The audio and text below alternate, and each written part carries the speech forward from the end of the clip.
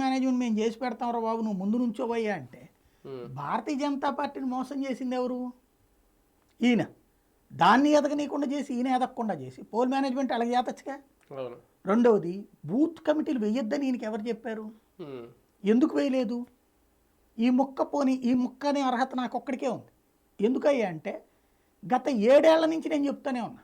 ఉమ్, 2014-19 మధ్యలో అర్జెంటుగా మీరు బూత్ కమిటీలు వేసుకోండి సార్, డెవలప్మెంట్ కావాలా, ఉమ్, బూత్ కమిటీ లేకపోతే ఎట్లా అని 19 ఎన్నికలకు ముందు నేను చెప్పా. ఉమ్, కానీ అప్పుడు మన మీద పాజిటివ్గానే ఉండేవాడు. ఉమ్, అప్పుడు కొంతమంది లేదులే భయ్యా ఎలక్షన్ దగ్గరకు వచ్చేసినాయి కదంటే అరే 3 ఏళ్ల నుంచి ఇంకా ఏంటయ్యా అని చెప్పి కూడా నేను చెప్పాను. ఉమ్, పాజిటివ్గానే అనేవాళ్ళు అప్పుడైతే. పోనీ అప్పుడు అయిపోయింది. అయిపోయింది. తర్వాత 19 తర్వాత కూడా ఉమ్, తెలుగుదేశం ఇదే భారతీయ జనతా పార్టీతో పొత్తు పెట్టుకున్నప్పుడు కూడా మంచి పని చేశారు. మీ ఇద్దరు కలిసి బూత్ కమిటీ స్ట్రక్చర్ తయారు చేసుకోండి అని కూడా సజెస్ట్ చేసి అప్పట్లో అవుతుంది అంతా సెట్ అవుతుంది అన్నారు.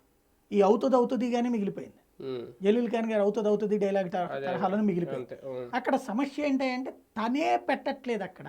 ఉమ్, ఇప్పుడు ఒక బూత్ స్థాయిలో ఒక 100 మంది ఒక 10 మంది చాలు. ఉమ్, 10 ఒక 25 మంది పవన్ కళ్యాణ్ అభిమానులు లేరా? ఉమ్, ఒక బూత్ స్థాయిలో అభిమానులతో ఒక కమిటీ నడపలేరా? ఉమ్, ఇట్లాగా 10 బూతులు కలిపితే ఒక పెద్ద కమిటీ అవ్వదా? భారతీయ జనతా పార్టీ ఎట్లా చేసి